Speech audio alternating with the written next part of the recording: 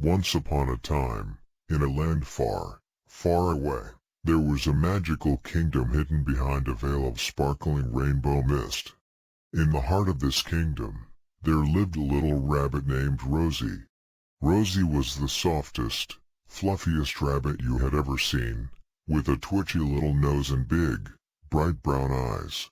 Rosie loved to hop around the kingdom, exploring every nook and cranny, and making friends with all the creatures she met along the way.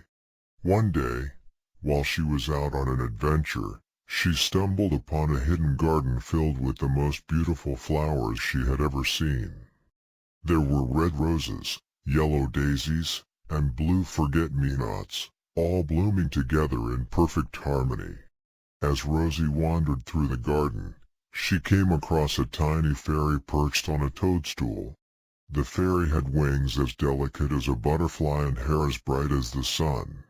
She introduced herself as Lily, the guardian of the garden. Lily told Rosie that the garden was in trouble. A wicked witch had cast a spell on the flowers, making them begin to wilt and fade away. Lily didn't know how to break the spell, and she needed Rosie's help. Rosie was determined to help her new friend.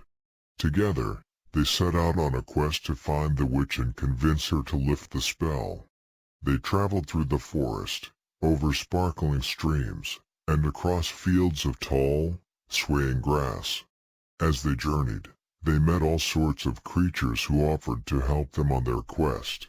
There was Benny the brave bear, who offered to protect them from any danger they might face. There was Sammy the swift squirrel, who offered to scout ahead and find the witch's castle. And there was even a wise old owl named Professor Hootenanny, who offered to help them come up with a plan to outsmart the witch. After many hours of walking, they finally came to the witch's castle.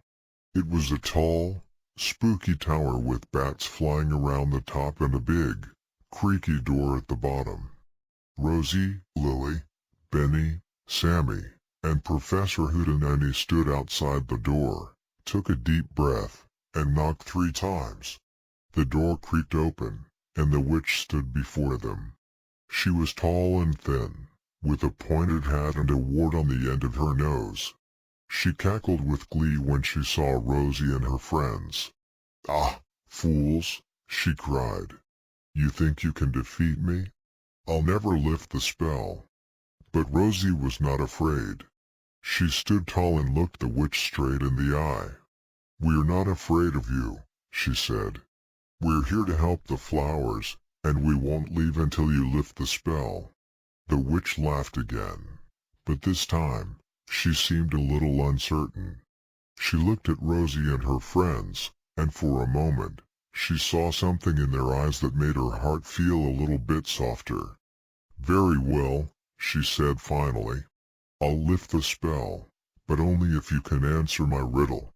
If you answer correctly, I'll lift the spell and let the flowers bloom again.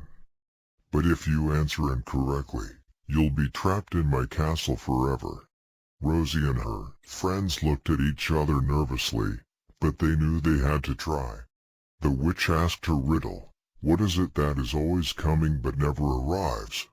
Rosie thought for a moment, and then her face lit up with a bright idea. "The answer is tomorrow," she exclaimed. The witch's face fell, and she stomped her foot in anger. "You're right," she cried. "Tomorrow is always coming but never arrives.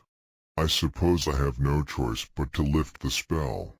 With a wave of her wand, the witch lifted the spell, and the flowers in the garden began to bloom again. Rosie and her friends cheered and hugged each other, overjoyed that they had succeeded in their quest. As they made their way back to the kingdom, the flowers blooming brighter with every step, Rosie realized that she had learned something very important. She had learned that even the smallest creatures can make a big difference when they work together and use their brains. And from that day on, Rosie, Lily, Benny, Sammy, and Professor Hootenanny were known as the bravest and cleverest heroes in the kingdom.